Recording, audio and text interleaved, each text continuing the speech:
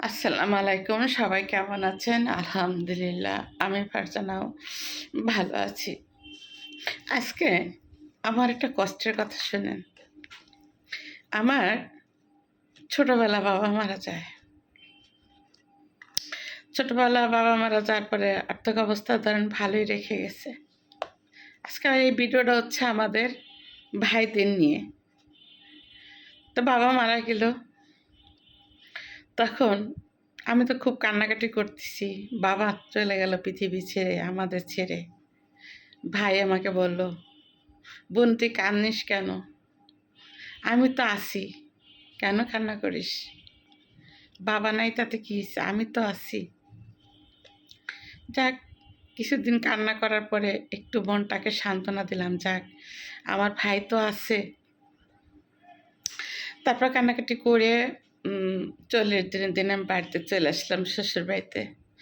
আসার পরে এখন আমার ছেলে মেয়ে তো ছোটো ছোটো। এখন বলতেছে, মা আমার তো স্কুল বন্ধ হয়েছে, তাই চলো মামা বাড়ির থেকে বেড়ায় আসি।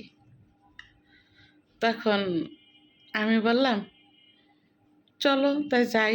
তো যাবোই যখন, তাহলে তোমার মামার একটা ফোন দিই। তখন আমার ভাইরে আমি একটা ফোন দিলাম। হ্যালো ভাইয়া। কিরে বুন্ডি? আমি বললাম, ভাই আমি তো আমার ছেলে মেয়েদের নিয়ে আমি বেড়াইতে আসতে চাচ্ছি, কালকে আসতেছি। আমার ভাই আমাকে বলল, বুন্ডি এখন তো তোর ব্যস্ত ব্যস্তের পরীক্ষা, আর কদিন পরে আয়, তোদের পরীক্ষা চলতেছে। ফোনটা রেখে দিলাম মনটা খারাপ করে। ছেলে মেয়ে আমারে বলতেছে, কি মা, কি হয়েছে? মামা কি বলল? ওরা তো পাগল হয়ে গেছে, মামা বাড়ি যাবে। ওদের তো মাথাটা একদম অস্থির, কখন যাবে মামা বাড়ি। আমি ফোনটা খারাপ করে বললাম, তোমার মামা তো ভাই বোনের পরীক্ষা, তোমার মামা বলছে আর কয়েকদিন পরে যেতে। তা আমি প্রায় 10 দিন বার চাইলাম, দেখি আমার ভাই আর ফোন দেয় না। তখন হঠাৎ করে একদিন চলে গেলাম। ভাবলাম এখন তো পরীক্ষা শেষই হয়ে গেছে মনে হয়, তাহলে এখন যাই। তো যাওয়ার পরে আমি মানে গেটে বাইরে দিচ্ছি, দেখলাম আমার ভাই বেরোলো। ভাই বেরিয়ে একবার আমার দিকে তাকাচ্ছে, একবার আমার ছেলে মেয়েদের দিকে তাকাচ্ছে। কেন তাকাচ্ছে জানেন?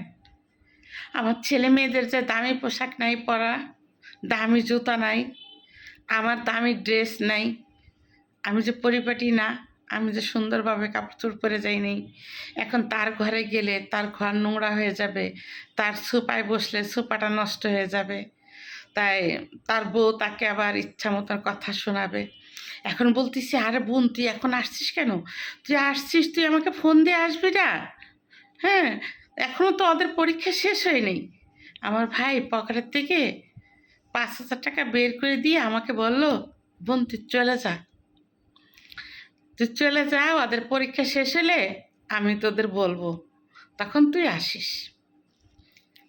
আমি মনটা খারাপ করে যে ভাই একটু ভিতরেও যেতে পারলো না, বললো না, এক গ্লাস পানিও খাইলাম না, ছেলে মেয়ে নিয়ে অন্তত কটা মুড়ি তো খেতে পারতাম। খাওয়াইয়া কি বিস্কিট দিত, যাই দিত, হালকা পাতলা নাস্তা খেয়ে পানি খেয়ে চলে আসতাম। ভাই তাও আমাকে যেতে পারলো না। যাই হোক, মনটা খারাপ করে আমি হাঁটা শুরু করলাম। সামনে আমার এক চাচির সাথে দেখা। আমাকে বলতেছে, তুমি কোথায় যাও?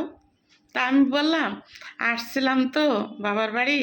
তা ভাই বলল তার ছেলে মেয়ের নাকি পরীক্ষা শেষ হয়নি, এই কারণে আমাকে চলে যেতে বলছে, বলছে পরীক্ষা শেষ হলে পরে আসতে। বললো, কে বলছে তোকে? পরীক্ষা তো শেষ। তা আমি সবাইকে বলবো, ভাইরা, আমাদের বাবা মা যখন না ফেরা দেশে চলে যায়, এই গল্পটা কোনো একটা বোনের, এই গল্পটা কিন্তু আমার না। কারণ আমার ভাইও নাই, আমার মাও নাই, আমার বাবাও নাই, কিন্তু আমার কোনো একটা বোনের এই গল্পটা, সেটা আমি পরিচালনা করলাম আপনাদের সাথে। তা আমি আমার হাত জোড় করে আমার ভাইদের বলবো যে, ভাই কখনো বোনেদের সাথে খারাপ ব্যবহার করো না। যে ঘরে বোন যায় না, যে বাড়িতে, সেই ঘরে ভাইয়ের কোনো উন্নতি হয় না। আর বাবা মা যখন চলে যায় পৃথিবী ছেড়ে, তখন প্রতিটা বোন ভাইয়ের একটা ফোনের আশায় থাকে, আমার ভাই কখন ফোন দেবে। ভাই তোমরা এমন কিছু করো না, আমরা বোনেরা ভাত খেতে বসেও চোখের পানিটা যেন প্লেটে না পড়ে। আশা করি আমার ভাইরা অবশ্যই আমার কথাগুলি রাখবে। ভাই প্লিজ বোনদের মনে কষ্ট দিও না ভাই।